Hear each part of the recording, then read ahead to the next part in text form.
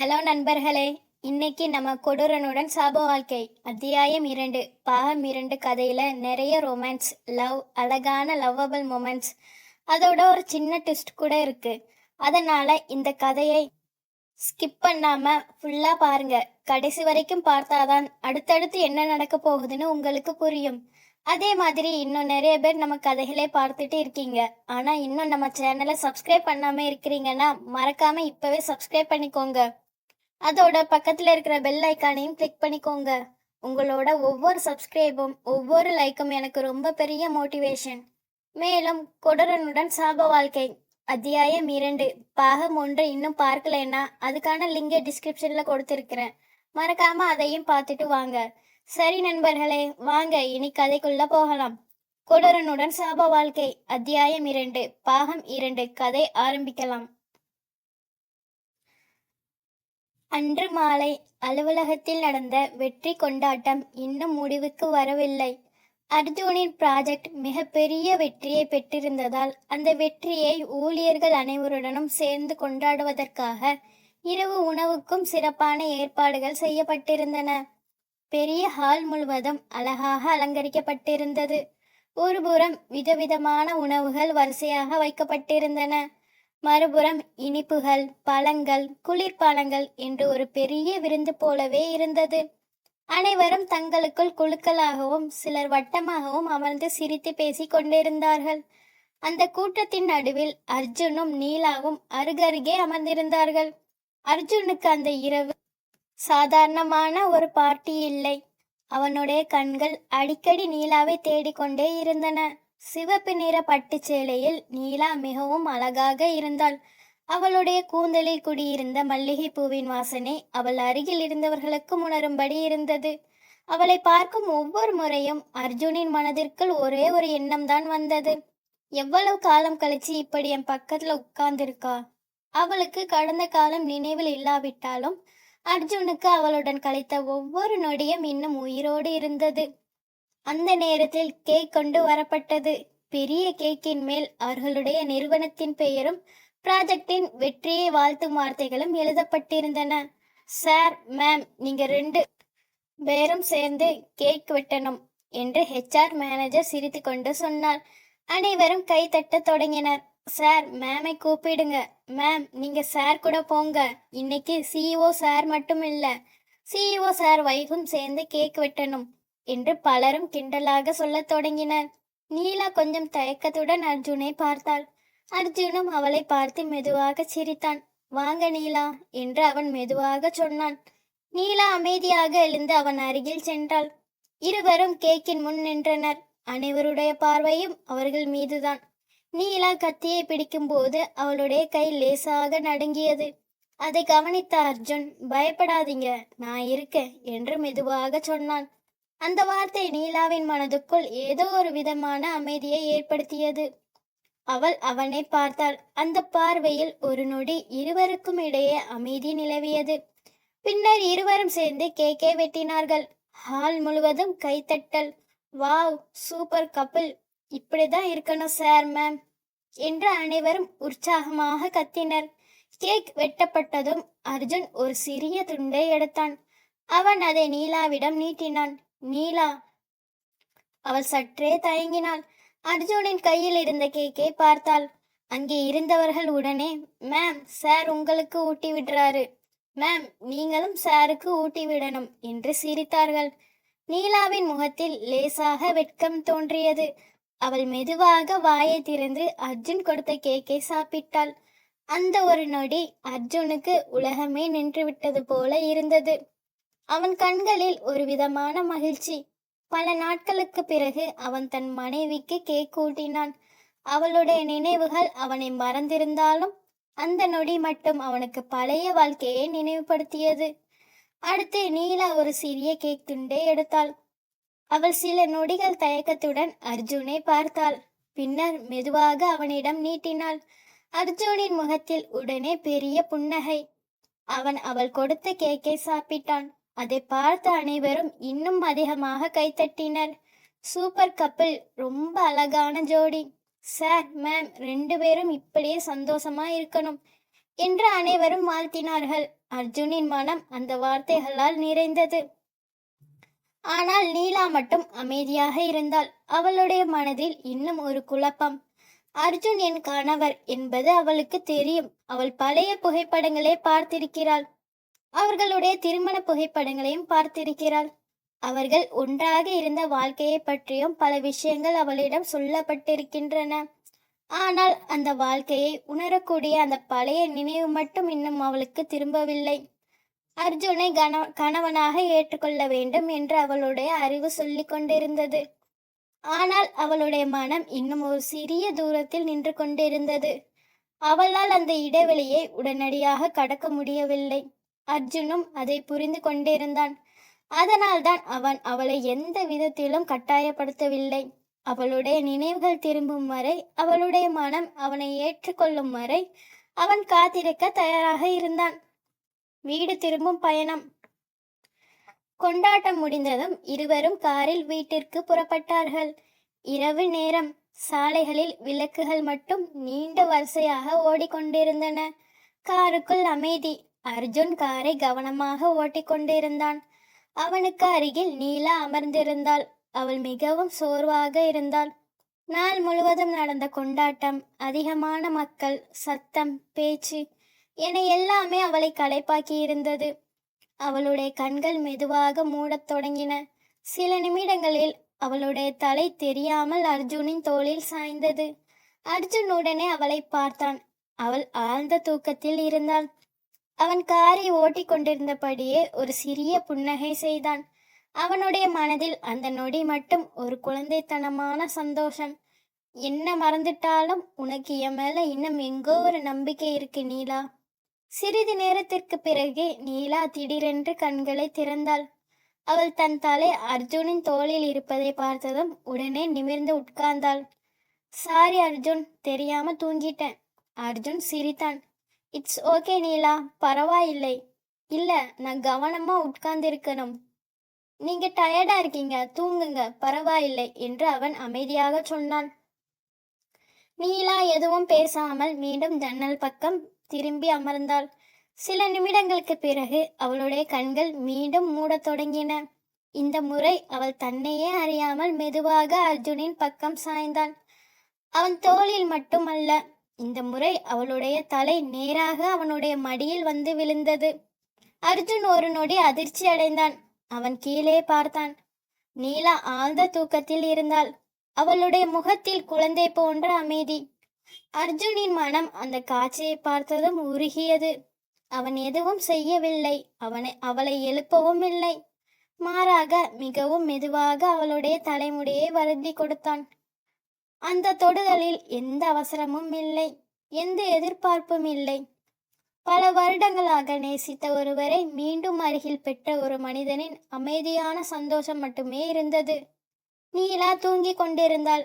அர்ஜுன் அவளுடைய முகத்தையே பார்த்து கொண்டிருந்தான்.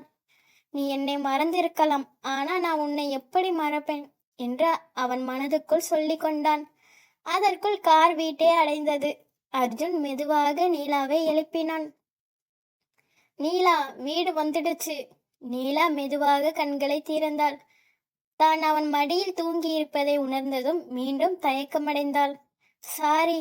அர்ஜுன் சிரித்தான். எத்தனை தடவை சாரி சொல்ல போறீங்க? நீலாவும் லேசாக சிரித்தாள். சரி, இனிமே சொல்ல மாட்டேன். இருவரும் வீட்டுக்குள் சென்றனர். அந்த இரவு வீட்டுக்குள் அமைதி நிலவியது. நீலா தன்னுடைய அறைக்கு சென்று படுக்கையில் படுத்தாள். அர்ஜுன் வழக்கம் போல அறையின் சோஃபா கோச்சில் படுத்து கொண்டான். இருவருக்கும் இடையே இன்னும் அந்த தூரம் இருந்தது. ஆனால் அந்த தூரத்துக்குள் கூட இன்று ஏதோ ஒன்று மாறியிருந்தது. நீலாவின் மனதில் அர்ஜுனை பற்றிய பயம் இல்லை.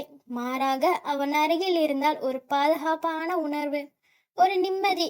அவளால் அதை விளக்க முடியவில்லை. அர்ஜுனுக்கும் அதே உணர்வு. இன்று முதல் முறையாக அவள் அவனுடைய தோளில் சாய்ந்தாள். அவன் மடியில் தூங்கினாள். அவளுக்கு அது ஒரு சாதாரண சம்பவமாக இருக்கலாம். ஆனால் அர்ஜுனுக்கு அது அவன் வாழ்க்கையில் மீண்டும் கிடைத்த ஒரு சிறிய பொக்கிஷம். அவன் கண்களை மூடிக்கொண்டான். அவனுடைய முகத்தில் நீண்ட நாட்களுக்கு பிறகு ஒரு முழுமையான புன்னகை.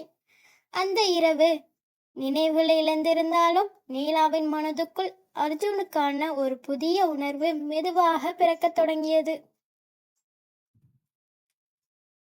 அடுத்த நாள் காலை இரவு முழுவதும் பெய்திருந்த பனித்துளிகளைப் போல அந்த வீட்டின் ஜன்னல் கண்ணாடிகளில் மெல்லிய ஈரப்பதம் படர்ந்திருந்தது. கிழக்கு வானம் மெதுவாக வெளுத்து கொண்டிருந்தது. இருளை விலக்கிக் கொண்டு வந்த அந்த பொன்னிறமான காலை ஒளி ஜன்னல் வழியாக அறைக்குள் நுழைந்து அங்கே இருந்த ஒவ்வொரு பொருளின் மீதும் மென்மையாக படர்ந்தது. அந்த அமைதியான காலையில் நீலாவும் அர்ஜுனும் ஒரே அறையில்தான் இருந்தார்கள். ஆனால் வழக்கம் போல அவர்களுக்குள் ஒரு சிறிய தூரம் இருந்தது. அர்ஜுன் சோஃபா கோச்சில் தூங்கிக் கொண்டிருந்தான். நீலா படுக்கையில் தூங்கிக் கொண்டிருந்தாள். மெல்லிய காற்று திரையை அசைத்து கொண்டிருந்தது. சில நொடிகளுக்கு பிறகு நீலா மெதுவாக கண்களை திறந்தாள். அவள் எழுந்து உட்கார்ந்ததும் அவளுடைய பார்வை எதிரே சோஃபாவில் தூங்கிக் கொண்டிருந்த அர்ஜுனை நோக்கி சென்றது. சில நொடிகள் அவனை அமைதியாக பார்த்தாள். நேற்றிரவு காரில் அவன் மடியில் தூங்கிய நினைவு அவளுக்கு மங்கலாக நினைவுக்கு வந்தது. அவளுடைய முகத்தில் லேசான வெட்கம். நேத்து நான் என்ன பண்ணேன் என்று தனக்குள் நினைத்து கொண்டாள்.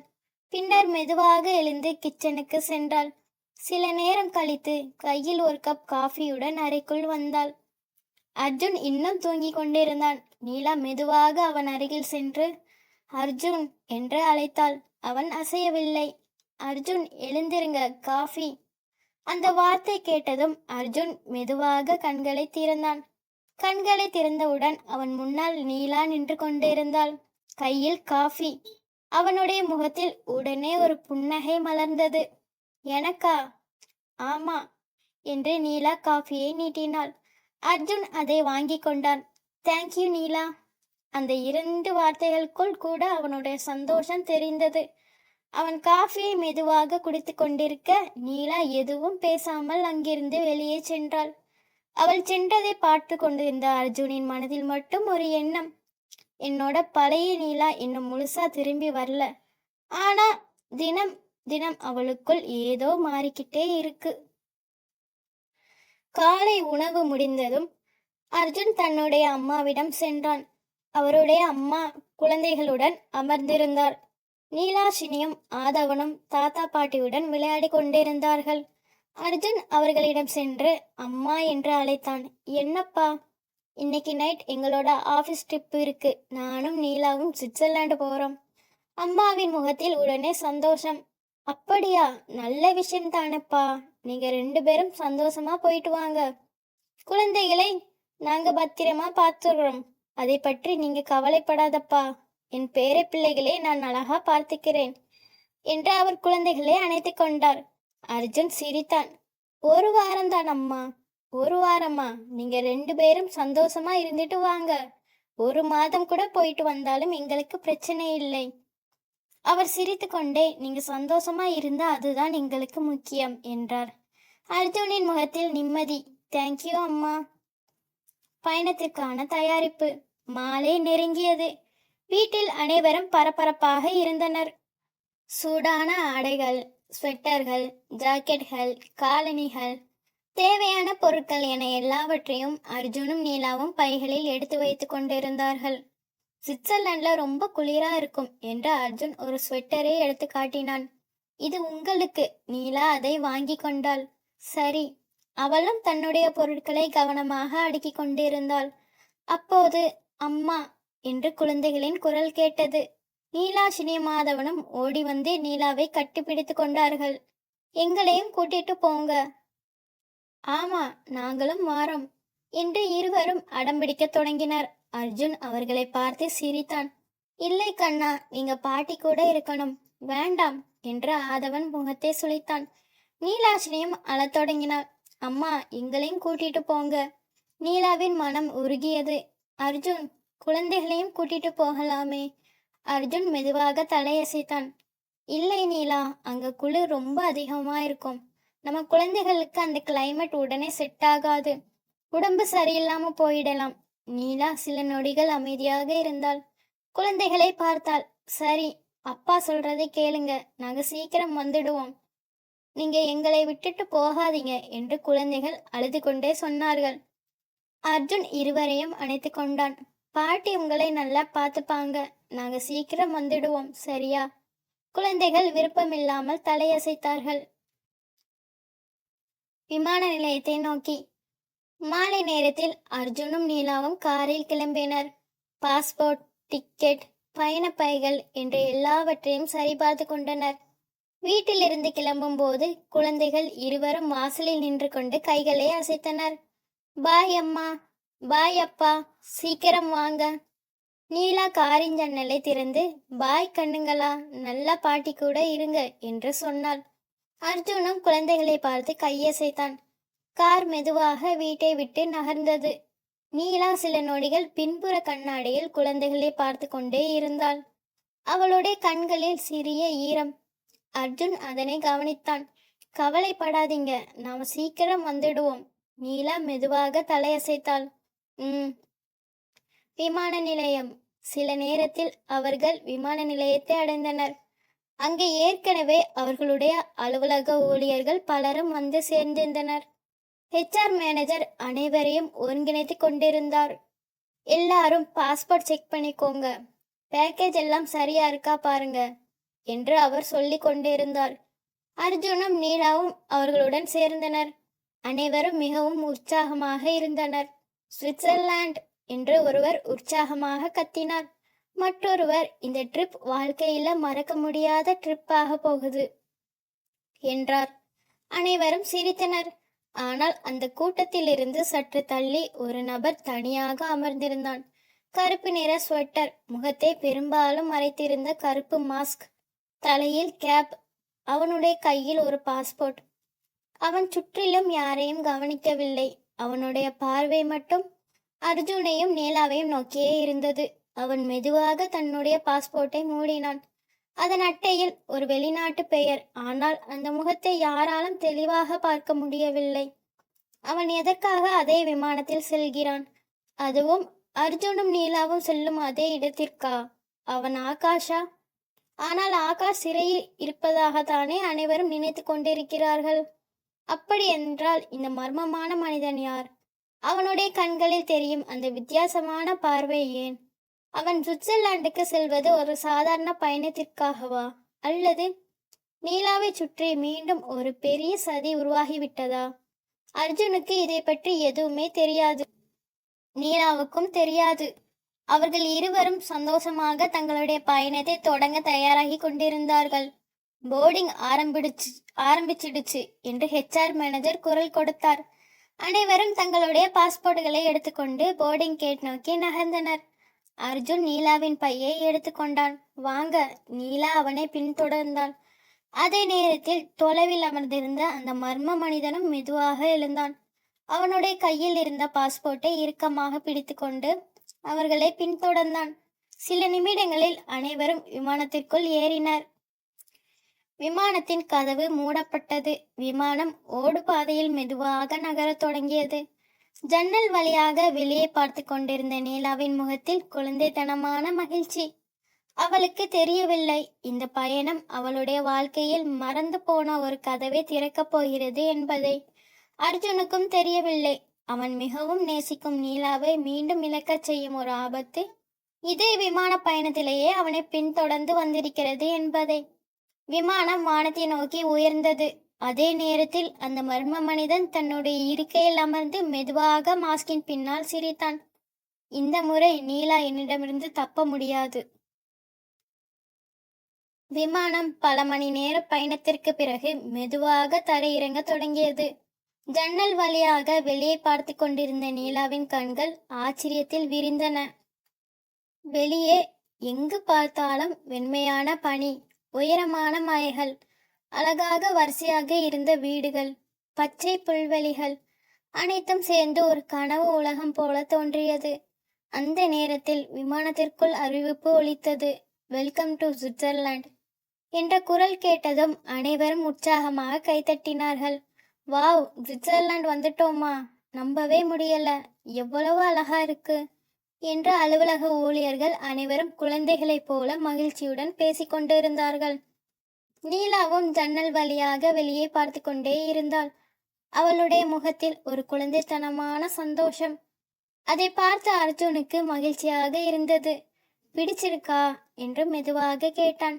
ரொம்ப பிடிச்சிருக்கா அர்ஜுன் என்று நீலா சிரித்தாள். அந்த சிரிப்பை பார்த்ததும் அர்ஜுனின் மனதில் ஒரு விதமான நிம்மதி. அவள் இப்படி மனமாற சிரிப்பதை அவன் பார்க்கவே விரும்பினான். ஹோட்டலை நோக்கிய பயணம். ஏர்போர்ட்டில் தேவையான சோதனைகள் அனைத்தும் முடிந்ததும் நிறுவனத்திற்காக ஏற்பாடு செய்யப்பட்டிருந்த சொகுசு வேன் வெளியே காத்து கொண்டிருந்தது. அனைவரும் தங்களுடைய பைகளை எடுத்துக்கொண்டு வேனில் ஏறினார்கள். வேனில் உள்ளே முழுக்க உற்சாகம். ஒருவர் பாட ஆரம்பித்தார். மற்றவர்கள் கைத்தட்டினார்கள். சிலர் எழுந்து ஆட ஆரம்பித்தார்கள். சிரிப்பு, கிண்டல், கலாட்டா, முழு வேனுமே ஒரு கொண்டாட்டமாக மாறியிருந்தது. நீலா அதையெல்லாம் பார்த்து கொண்டே சிரித்து கொண்டிருந்தாள். அவளுடைய முகத்தில் நீண்ட நாட்களுக்கு பிறகு கவலை இல்லாத ஒரு மகிழ்ச்சி தெரிந்தது. மேம், நீங்களும் டான்ஸ் ஆடணும் என்று ஒருவர் கத்தினார். உடனே மற்றவர்களும் ஆமாம் மேம், சார் கூட ஆடணும் என்று கிண்டல் செய்தார்கள். நீலா உடனே வெட்கப்பட்டு சிரித்தாள். இல்ல, எனக்கு வராது என்று மறுத்தாள். அப்போது அனைவரும் அர்ஜுனை பார்த்தார்கள். சார், நீங்களாவது வாங்க. சிஇஓ என்று பெரிய பதவியில் இருந்தாலும் அர்ஜுன் தன்னுடைய ஊழியர்களிடம் எப்போதும் நண்பனை போலத்தான் பழகுவான். அவன் சிரித்து கொண்டே, நான் ஆட ஆரம்பிச்சா நீங்க எல்லாரும் ஓடி விடுவீங்க என்று சொன்னான். உடனே வேன் முழுவதும் சிரிப்பில் மூழ்கியது. சார் ஜோக் அடிக்கிறாரு, இன்னைக்கு சார் ரொம்ப ஹாப்பியா இருக்காரு என்று அனைவரும் பேசிக்கொண்டார்கள். நீலா அமைதியாக அர்ஜுனை பார்த்தாள். அவன் இவ்வளவு பெரிய நிறுவனத்தின் சிஇஓ. ஆனால் எந்த பெருமையும் இல்லாமல் எல்லோரிடமும் சாதாரண நண்பனை போல பழகி கொண்டிருந்தான். அந்த குணம் அவளுக்கு மிகவும் பிடித்திருந்தது. கனவு போன்ற ஹோட்டல். சில நேரத்திற்கு பிறகு அவர்கள் தங்கவிருந்த ஹோட்டலை அடைந்தார்கள். அது சாதாரண ஹோட்டல் இல்லை, ஒரு அரண்மனை போல இருந்தது. வெளியே வண்ண விளக்குகள், சுற்றிலும் மலர் அலங்காரங்கள், தொலைவில் பனிமலைகள். அந்த இடத்தை பார்த்த உடனே அனைவரும் வாயெடுத்து போனார்கள். வாவ், இது ஹோட்டலா இல்ல அரண்மனையா என்று ஊழியர்கள் ஆச்சரியப்பட்டார்கள். அர்ஜுன் அனைவருக்கும் ரூம்களை ஒதுக்கி கொடுக்க ஆரம்பித்தான். அனைவரும் தங்களுடைய அறைகளுக்கு சென்றார்கள். இறுதியாக அர்ஜுனும் நீலாவும் தங்களுக்காக ஏற்பாடு செய்யப்பட்டிருந்த அறைக்குள் நுழைந்தார்கள். அறையை பார்த்ததும் நீலா அப்படியே நின்று விட்டாள். பெரிய கிங் சைஸ் படுக்கை, மென்மையான வெள்ளை போர்வைகள், அழகான விளக்குகள், பெரிய கண்ணாடி ஜன்னல். அந்த ஜன்னல் வழியாக நேராக பனிமலைகள் தெரிந்தன. வெளியே நகரத்தின் விளக்குகள் நட்சத்திரங்களைப் போல மின்னிக் கொண்டிருந்தன. வாவ் என்று நீலா மெதுவாக சொன்னாள். அர்ஜுன், இந்த ரூம் ரொம்ப சூப்பரா இருக்கு. அவள் குழந்தையைப் போல மகிழ்ச்சியுடன் ஜன்னல் பக்கம் ஓடினாள். இந்த வியூ பாருங்க, எவ்வளவு அழகா இருக்கு. அவளுடைய மகிழ்ச்சியை பார்த்து அர்ஜுன் சிரித்தான். பிடிச்சிருக்குன்னா சரிதான், ரொம்ப பிடிச்சிருக்கு என்று நீலா சொன்னாள். ஒரு அழகான மாலை. சிறிது நேரம் ஓய்வெடுத்த பிறகு இருவரும் ஃப்ரெஷ் ஆகிவிட்டு வெளியே வந்தார்கள். மாலை நேரம், குளிர்ந்த காற்று வீசியது. சாலைகளில் வண்ண விளக்குகள் எரிந்து கொண்டிருந்தன. தொலைவில் பனிமலைகள் தெரிந்தன. அந்த அழகான சூழலை ரசித்து கொண்டே இருவரும் நடந்தார்கள். நீலா, காஃபி குடிக்கலாமா என்று அர்ஜுன் கேட்டான். சரி. இருவரும் ஒரு சிறிய காஃபி ஷாப்புக்குள் சென்றார்கள். அங்கிருந்த சூடான காஃபியின் வாசனை மனதை கொள்ளை கொண்டது. ஜன்னல் அருகே அமர்ந்து காஃபி குடித்து கொண்டே வெளியே பெய்து கொண்டிருந்த லேசான பனியை ரசித்தார்கள். அந்த நேரத்தில் இருவரும் அதிகமாக பேசவில்லை. ஆனால் அந்த அமைதிக்குள் கூட ஒரு அழகான நெருக்கம் இருந்தது. நீலாவுக்கு அந்த நிமிடம் மிகவும் பிடித்திருந்தது. அவள் மனதுக்குள் அர்ஜுன் கூட இருக்கும்போது ஏனோ ஒரு பாதுகாப்பு இருக்கு என்று நினைத்தாள். இரவு உணவு முடிந்தது. அதன் பிறகு இருவரும் மீண்டும் ஹோட்டல் அறைக்கு திரும்பினார்கள். வெளியே பனிக்காற்று இன்னும் அதிகரித்திருந்தது. அறைக்குள் மட்டும் வெதுவெதுப்பான அமைதி. நீலா ஜன்னல் அருகே நின்று வெளியே திரிந்த பனிமலைகளை ரசித்து கொண்டிருந்தாள். அர்ஜுன் அமைதியாக அவளை பார்த்து கொண்டிருந்தான். அந்த நொடி அவன் மனதில் ஒரே ஒரு எண்ணம்தான், இவளோட இந்த சிரிப்பு எப்பவும் இப்படி இருக்கணும். ஆனால் அவர்களுக்கு தெரியாமல் அந்த ஹோட்டலின் இன்னொரு தளத்தில் ஒரு மர்மமான நபர் தனது அறை ஜன்னல் வழியாக அந்த ஹோட்டலை கவனித்துக் கொண்டிருந்தான். அவனுடைய முகம் இன்னும் இருளில் மறைந்திருந்தது. ஆனால் அவனுடைய பார்வை மட்டும் மிகவும் ஆபத்தானதாக இருந்தது. அவன் மெதுவாக சிரித்தான். நீலா, நீ இவ்வளவு சந்தோஷமா இருக்கிறது இன்னும் கொஞ்ச நேரம்தான். அவன் யார்? ஏன் நீலாவை பின்தொடர்கிறான்? அவன் ஆகாஷா அல்லது இன்னும் பெரிய ஆபத்தா? இந்த கேள்விகளுக்கான பதில் சுவிட்சர்லாந்தில் அவர்களை காத்திருந்தது. ரெசார்ட்டின் வாசலை கடந்து உள்ளே நுழைந்த அந்த நொடியிலேயே நீலா திடீரென்று நடையை நிறுத்தினாள். அவளுடைய கண்கள் அந்த இடத்தை சுற்றி பார்த்து கொண்டிருந்தன. பனியால் மூடப்பட்டிருந்த அந்த அழகான மலைப்பகுதி, அதன் நடுவே அமைதியாக இருந்த அந்த ரெசார்ட், பெரிய கண்ணாடி ஜன்னல்கள், மரத்தால் செய்யப்பட்ட அழகான கட்டிடங்கள், அதையெல்லாம் பார்த்து கொண்டிருந்த நீலாவின் மனதுக்குள் ஏதோ ஒரு விசித்திரமான உணர்வு தோன்றியது. இந்த இடத்தை நான் ஏற்கனவே பார்த்திருக்கிறேனே, அவளுக்கே புரியவில்லை. அது ஒரு புதிய இடம் போலவும் இருந்தது. அதே நேரத்தில் பல வருடங்களுக்கு முன்பே இங்கே வந்து சென்றது போலவும் இருந்தது. அவள் நெற்றியை சுருக்கி கொண்டு அந்த இடத்தையே பார்த்து கொண்டிருந்தாள். அர்ஜுன் அவளை கவனித்தான். என்ன நீலா? நீலா மெதுவாக அவனை பார்த்தாள். எனக்கு தெரியல, இந்த இடம் ஏதோ பழக்கமான மாதிரி இருக்கு. அந்த வார்த்தையை கேட்டதும் அர்ஜுனின் இதயம் ஒரு நொடி துடிப்பை நிறுத்தியது போல இருந்தது. அவனுக்கு உடனே ஒரு பழைய நினைவு வந்து சென்றது. அவர்களுடைய ஹனிமூன். இதே சுவிட்சர்லாந்து, இதே ரிசார்ட், இதே மலைகள், அதே குளிர். அப்போது நீலாவின் முகத்தில் இருந்த அந்த சந்தோஷம், அவள் சிரித்த விதம், அவனுடைய கையை பிடித்து கொண்டு நடந்த விதம், எல்லாமே அர்ஜுனின் கண்களுக்கு முன்னால் மீண்டும் தோன்றியது. ஆனால் அவன் எதையும் சொல்லவில்லை. அவளை எந்த விதத்திலும் அழுத்தம் கொடுக்க விரும்பவில்லை.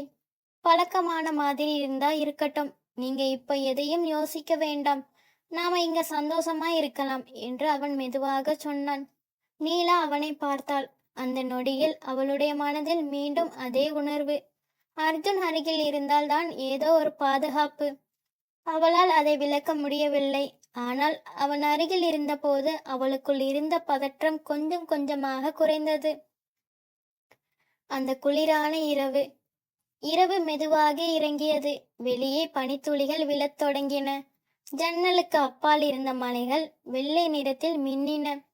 அறைக்குள் ஒரு சிறிய ஃபயர் பிளேஸ் எரிந்து கொண்டிருந்தது. அதன் அருகில் 2 நாற்காலிகள் போடப்பட்டிருந்தன. அர்ஜுனும் நீலாவும் அந்த நெருப்பின் வெப்பத்தில் அமர்ந்திருந்தனர். இங்க ரொம்ப குளிரா இருக்கு என்று நீலா தன்னுடைய கைகளை ஒன்றோடொன்று தேய்த்து கொண்டாள்.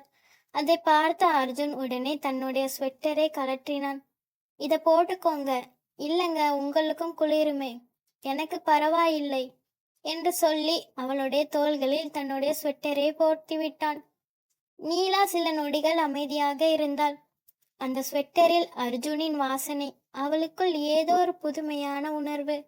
அவள் மெதுவாக அவனுடைய தோளில் சாய்ந்தாள். அர்ஜுன் அதிர்ச்சியுடன் அவளை பார்த்தான். இது அவனுக்கு புதிது. நீலா அவனுடைய மனைவிதான். அவர்களுக்குள் ஏற்கனவே பல வருடங்களின் காதல் இருந்திருக்கிறது. ஆனால் அவள் அனைத்தையும் மறந்த பிறகு அவள் தன்னிச்சையாக அவனிடம் இவ்வளவு நெருக்கமாக வந்தது இதுவே முதல் முறை. அர்ஜுனின் இதயம் வேகமாக துடித்தது. நீலாவும் அவனுடைய முகத்தை பார்த்தாள். அவன் அவளை பார்த்தான். இருவருடைய கண்களும் சந்தித்தன. சுற்றிலும் யாருமே இல்லை. நெருப்பின் மெதுவான சத்தம் மட்டுமே. வெளியில் பனி, அறைக்குள் அந்த அமைதியான வெப்பம். அந்த நொடியில் அவர்களுக்குள் ஏதோ ஒன்று மெல்ல உருவாகி கொண்டிருந்தது. பழைய காதல் அல்ல, பழைய நினைவுகளின் தொடர்ச்சியும் அல்ல, நினைவுகள் இல்லாமலேயே புதிதாக பிறக்கும் ஒரு காதல். நீலாவின் விரல்கள் குளிரால் நடுங்கின. அதை கவனித்த அர்ஜுன் மெதுவாக அவளுடைய கையை பிடித்தான். இந்த முறை நீலா தன்னுடைய கையை பின்னால் இழுக்கவில்லை. மாறாக அவள் அவனுடைய கையை இன்னும் இறுக்கமாக பிடித்து கொண்டாள். அர்ஜுனின் கண்களில் மகிழ்ச்சி. அவன் அவளுடைய கையை மெதுவாக வருடினான். சில நொடிகள் இருவரும் எதுவும் பேசவில்லை. பின்னர் நீலா மெதுவாக அவனை பார்த்து, இப்ப கொஞ்சம் நல்லா இருக்கு என்றாள். குளிர் குறைஞ்சதா என்று அர்ஜுன் கேட்டான். நீலா வெட்கப்பட்டபடி தலையை தாழ்த்தினாள். ஆமா, இப்ப கொஞ்சம் இதமா இருக்கு. அர்ஜுன் சிரித்தான். அந்த சிரிப்பை பார்த்த நீலாவுக்கும் தெரியாமல் ஒரு சிறிய புன்னகை வந்தது. ஒரு புதிய உணர்வு. வெளியில் ஒரு அழகான ஏரி நிலவொளியில் மின்னிக் கொண்டிருந்தது.